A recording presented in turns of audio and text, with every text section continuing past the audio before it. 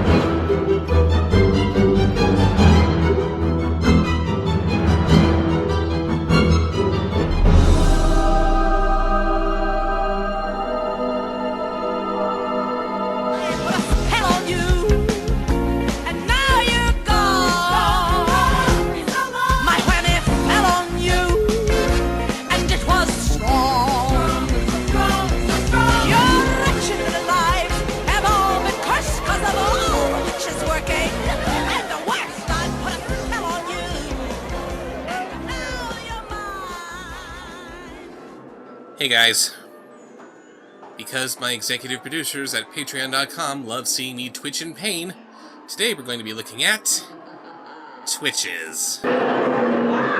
Because what's worse than a property wherein the only joke is that there are two of your main character? Having it be made by the Disney Channel. This Disney Channel original movie credit might very well be the scariest thing we're gonna see. We open on a little backstory.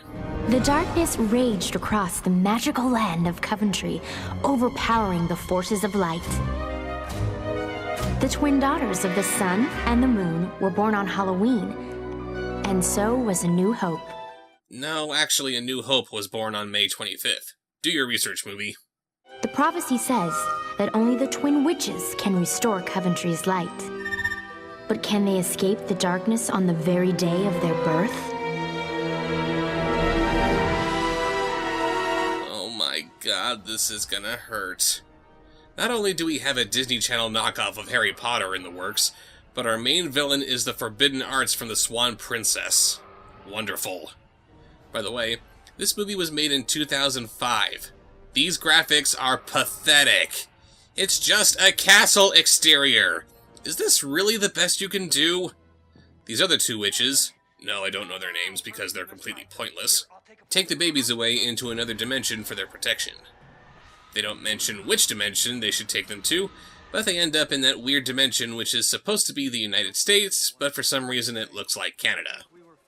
One of the twins is taken to a hospital, and the other is taken to... here. Dude, sorry, trick or treat. Yeah. Holy crap, this is confusing. Look at this. This rubber skeleton is shot from a high angle, suggesting a kinda sort of point of view shot from this wizard guy looking down at what's supposed to be a little kid. A child's hand takes off the mask, revealing an adult head with an adult voice on a child's body. What the hell kind of freaky Frankenstein shit is going on here? 21 years pass by way of stock footage in fast motion, and we're reintroduced to one of the twins going by the name of Cameron these days. She's been spending her entire life drawing God only knows what. Her dad is also an Eddie Murphy knockoff, since they couldn't get the real Eddie Murphy.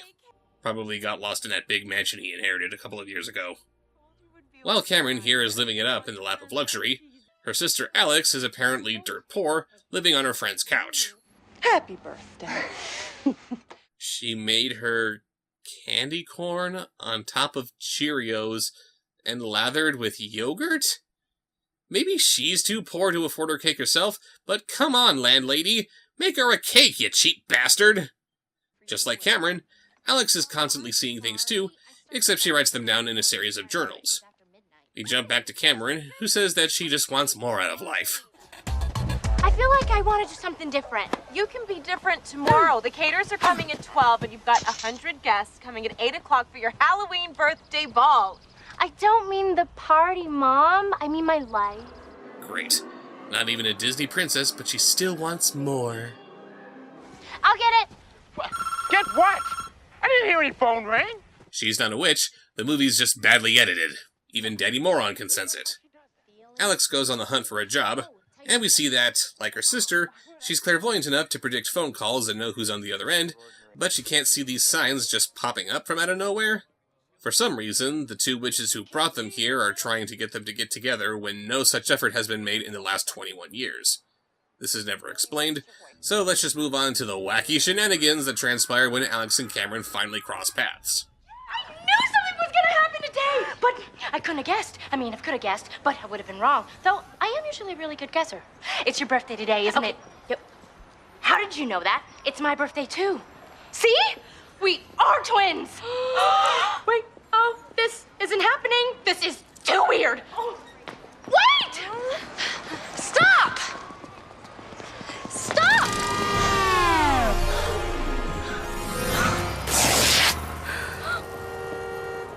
So they hold hands, and it makes women's clothes disappear? Best superpower ever. Robert yeah, okay, that's a pretty cool superpower. We jump back to their home dimension of Coventry, where their biological mother is running down one of the most botched perspective images I've ever seen, as she's looking for her husband, the king. Ventos! Where's my fresh maker? Ventos! What is it? What's wrong? Apollo and Artemis. They're alive. I felt it in my soul. Look. That's not a soul, that's a necklace. Thantos here says that he'll bring them home before the darkness can do anything to them, which I'm sure he'll do because there's no possible way that he could be the villain. Cameron, meanwhile, is completely stoked over having a long-lost twin sister, but Alex is too busy being weirded out by it.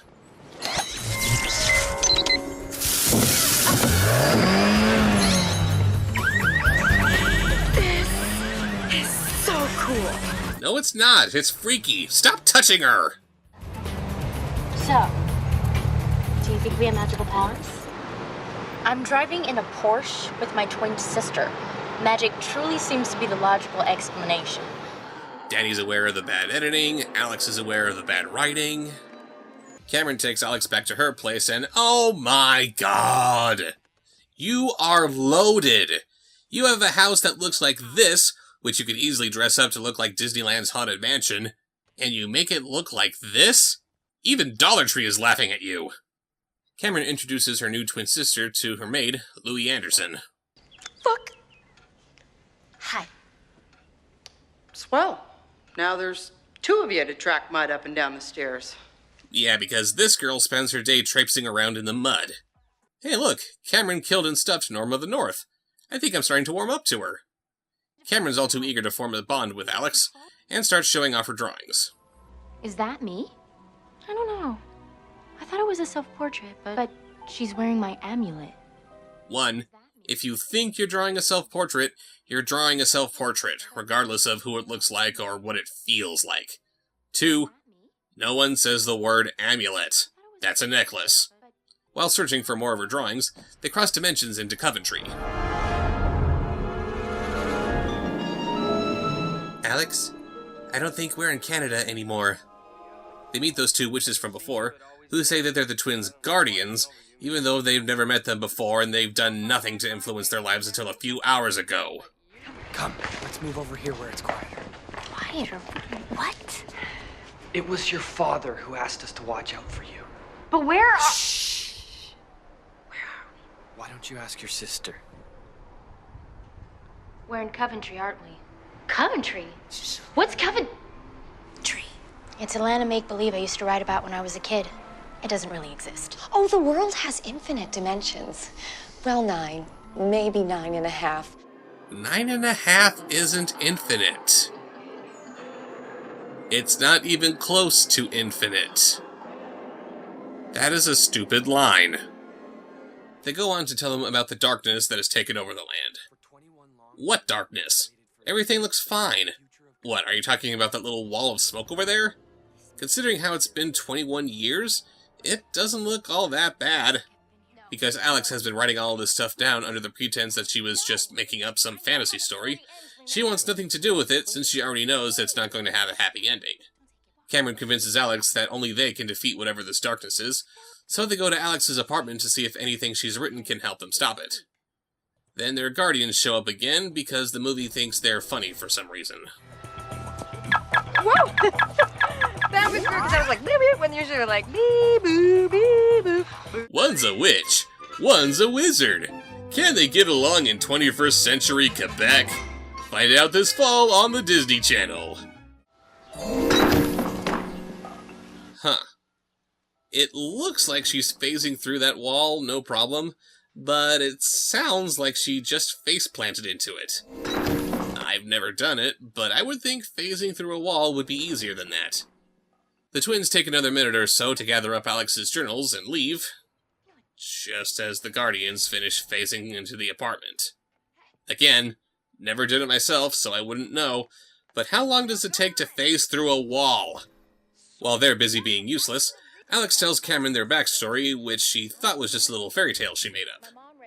And why couldn't Alex tell her any of this before now? Shouldn't she have told her about this as soon as she saw Cameron's drawings? When we were born, they were in the midst of a horrible war with the darkness. It destroyed everything in its path, devouring the light and stealing the souls of those unlucky enough to fall into its grasp.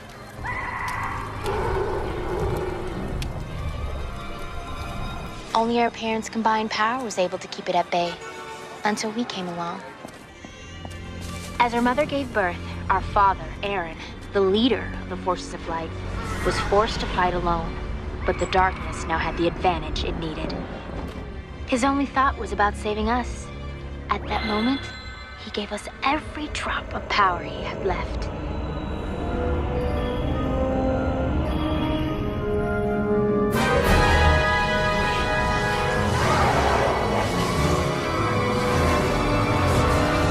Then the darkness came for us, but when he tried to touch us, something happened.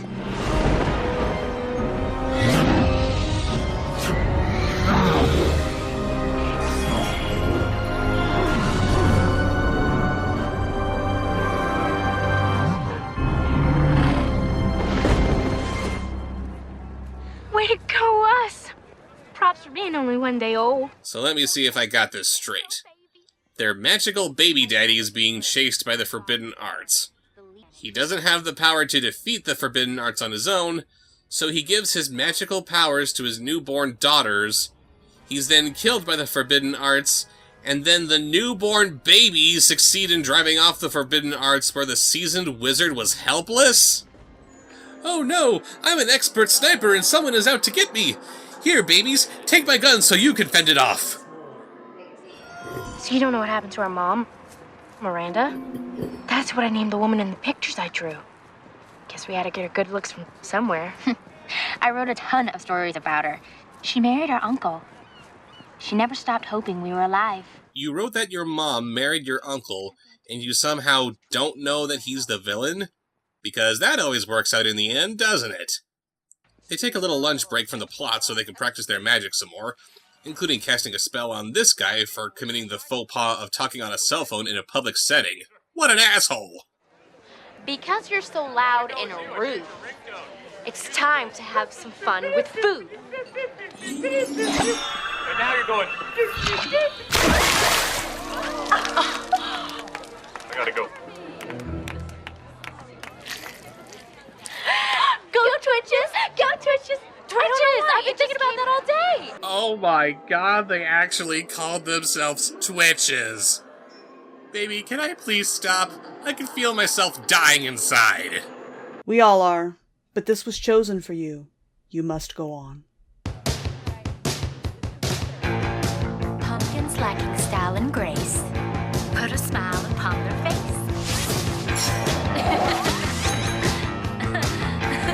To whom it may concern, that is stifling creativity.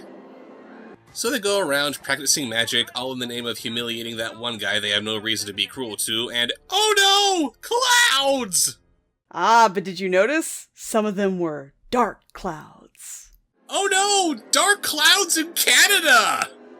So they go back to Alex's apartment, and they left in the first place because why? But the darkness attacks them, and they barely escape with their lives by running down this particularly long hallway in this tiny apartment and back into Coventry. After their little brush with death, Cameron's optimism quickly changes to, "Aw, hell no!" This is supposed to be fun! You know, magic and sparkles, castles and unicorns.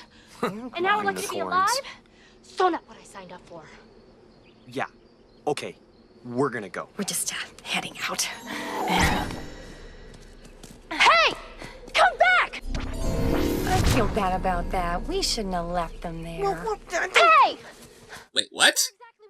Why did they teleport only a few feet away from where they just were? I thought you were supposed to be protecting us. Our powers are minimal in your dimension. Our apologies. God forbid we get any credit for the last 21 years. You didn't do anything in the last 21 years. And hang on, you were charged with protecting these children from an evil emanation, and you took them to a dimension where your powers are minimal? Why would you do that? Stay in the dimension where your powers are optimal! And you separated them too, so their powers are minimalized as well. Who hired you idiots? I'm done. Cameron, I know you're upset, but you have to remember, you confronted the darkness before and won. You mean when I was a baby? I was 1 day old. All I did was scream, wet myself, and think, what the heck is going on? And somehow that was enough to send him running. Worst villain ever. Cameron bids them, screw you guys, I'm going home, and she's all too eager to get back to her normal life. Cameron Elizabeth Barnes, where have you been? I know it's your birthday, but showing up here 20 minutes before a party in your honor is not just rude, it is disrespectful. I'm sorry. I love you. You wonderful, perfect parents in the whole world, and I totally don't deserve you. Thank you for never letting anything bad ever happen to me. You're welcome.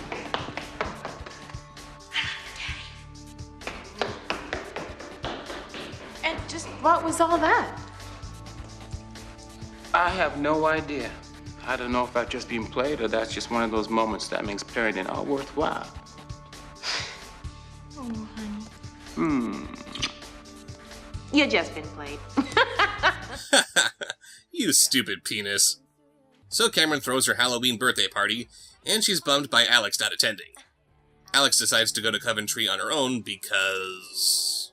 I don't know, she and Cameron switched personalities, and now she's the proactive one. She finds her real mom, and they have themselves a little cry as they catch up on things. They were right to take you away. Coventry would not have been a very safe place for two such young and powerful witches. Why the hell not? The darkness that's plaguing the kingdom was easily defeated by a couple of babies lying perfectly still and looking around awkwardly. They would have been fine! After reiterating that she and Cameron are the only ones who can take down the darkness, much to Alex's chagrin, what was the point of her coming to Coventry again? We jump back to Cameron's party, where she isn't celebrating her first drink.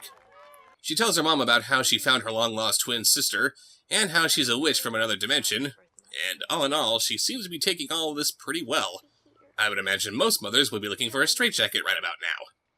They start talking about how she used to draw this face coming out of the darkness when she was little, and oh no, it's the face of her evil uncle Thantos! Or maybe it's the face of one of their guardians? I can't tell who's more at fault here. Whoever drew this image, or the casting department for hiring two actors who look so similar to each other. So yeah, the cat's out of the bag. Why didn't they already know this guy was evil if they've been drawing and writing about him their entire lives? And the darkness crashes the party. Stop. We've got to get you out of here. No! Everybody, they're in danger. No, trust me. It's you that he wants. We've got to get you to Coventry. It's the only place where you might be safe. That's not what you said 21 years ago! The darkness chases Cameron upstairs, it eats the guardians, and I think we're supposed to feel sad about this for some reason, and then... the darkness gets frightened away by a f***ing muggle? Really? They question if maybe Mom has magical powers too, but then the matter is completely dropped and Cameron goes to Coventry by herself, where she meets up with Alex to defeat Thantos. Paula, I'm so relieved. Whatever, loser. Ugh, please don't ever do that again. Thantos goes all darknessy on them, and the girls figure out how to beat him. Give me your hands! Think light. I'm trying! It can't be that hard. My mom, she didn't think of the light when she saved me. She thought about me. She thought about love. The opposite of darkness isn't light. It's love! No. The opposite of darkness is light. And your mother only saved you before because the writers are idiots who couldn't think of something that would actually make sense. So the darkness is defeated by the power of love, because shut up. Light and goodness are restored to Coventry, and Alex and Cameron live happily— Go Twitches, it's our birthday. Oh, for God's sake, just roll the credits already! So that was Twitches, and oh my god, this was a bad one. Maybe this concept would work as a hybrid show of Sister Sister and Sabrina the Teenage Witch, where you have these witch sisters getting into all kinds of comical situations because of their magical powers or whatever. But as a movie with actual stakes that we're supposed to take more seriously, it's just stupid.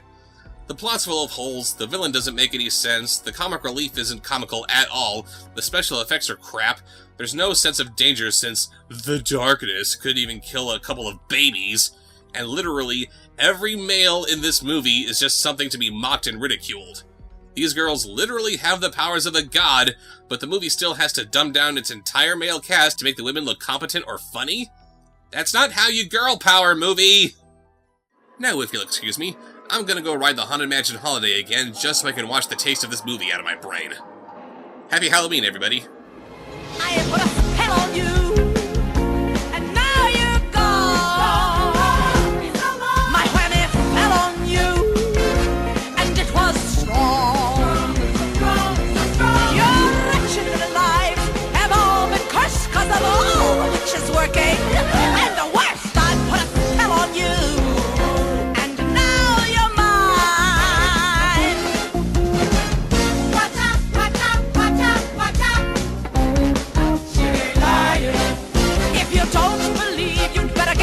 Superstitious? Ask my sister! She's vicious! I put a spell on you! A wicked spell! I put a spell on you! Sister! I say into pie, up a maybe, up and die! I say into pie, up a maybe, up and die! In Kama Koreyama! Hey, hey, I say bye!